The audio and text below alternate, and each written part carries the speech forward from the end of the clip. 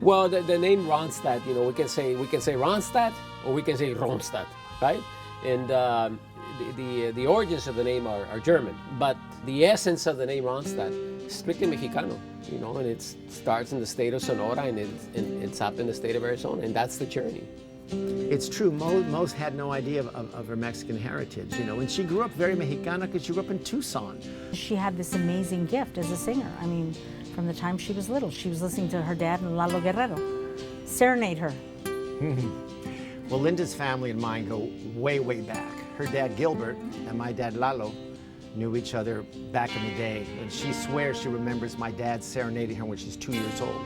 I love the fact that Linda Ronstadt, what you see is what you get. Career-wise, you tell me who can match the variety of the genres of music. Nelson Riddle, Spanish language, rock, pop, country, Cajun, opera. She did La Boheme for Joe Papp. She's done it all. And I remember one day she'd always wanted to do a Mexican album, and she finally decided we would do this. Her godmother at one of our board meetings said, why don't we ask Gilbert, Linda's dad, to ask Linda to come and sing with Mariachi Vargas, because that's one of his dreams. Linda said yes. He came, sang 2 songs as a guest artist. The reaction from the audience was just unbelievable. Immediately after that, Canciones de Mi Padre was born. The tour where she took this fabulous music, with not a single song in English, became an incredible success. When I saw the show on Broadway, I sat there in awe that, wow, I mean, here I was in the land of Stephen Sondheim, and Jerry Herman, hearing Mexican songs and seeing mariachis and having our stories told, and the place was packed, and with non-Latinos for the most part, which is great. Otherwise you're singing to the choir, you're mariachiing to the choir. Well, it became the soundtrack of our lives, right? It became the soundtrack of Mexicanos and Mexican Americans and Latinos, all over the place. The folks that didn't understand mariachi music, all of a sudden were singing Ay que laureles tan verdes. And I sat there thinking, did I think I'd ever see a mariachi musical on Broadway? It was huge, it was huge. Lola Beltran, who in a lot of ways is Linda's idol. Lola Beltran, at one concert, stops the concert and says, I would like to know if Mr. Ronstadt is here. She had this beautiful rebozo, silk, shawl that she had. She took it off and she said, Mr. Ronstadt, on behalf of all the Mexicanos, says, please give this to your daughter, because it's because of her that mariachi music is alive. So she uses her art for her activism, and she uses her name and her voice, not only the Latino community, but it reminds me of Cesar Chavez, because Cesar once said that he could not stand up for the rights of one group, one oppressed or marginalized group, without standing up for another. And he, as Linda is today, very much a supporter of LGBT rights. It was happening in Arizona. It was happening in Phoenix and Tucson, and it's where she was born and raised. And for her, it was very personal.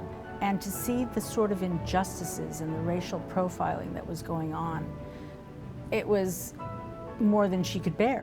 She wasn't going to stand still and let it happen. In fact, she and Dolores Huerta joined Tom in Phoenix to announce the lawsuit for SB 1070.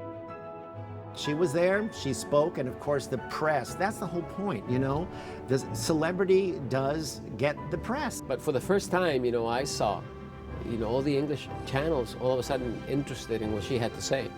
We cover the stories, in Spanish and in English very different. Our headlines were, there's a huge march, 10, 15, 25,000 people demonstrating against SB 1070, against denouncing Joe Arpaio's abuses. English media headline was, music legend Linda Ronstadt denounces SB 1070. So you can see the impact of that. She's very vocal. And then the next day, man, I had trouble keeping up with she and Dolores on that march through the streets of Tucson. There were like 10,000. And so off we went, even though we were counseled not to do it, that we were taking on a sheriff that was well known to be vindictive. She did it anyway, because Lindy is not someone that backs down. I mean, she absolutely, when she believes something, in something, she actually goes forward. That shy Linda Ronstadt that you see when you talk to her, let me tell you, when it comes about her convictions and her political views and her principles, she is a very powerful person. You know, Placido Domingo calls her sublime and elegant.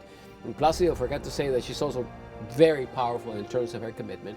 And I think she really values her roots. Marinero, marinero, dime si es verdad que sabes, porque distinguir no puedo, si en el fondo de los mares hay otro color más negro que el color de mis pesares. She's become our voice in many ways, a very important voice. You can't underestimate the power of Linda Ronstadt.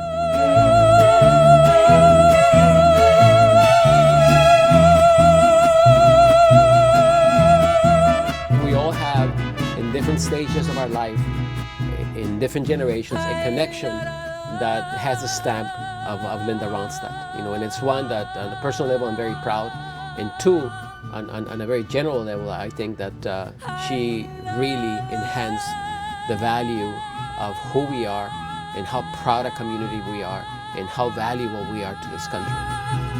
Hay otro color más negro que el color de mis pesares.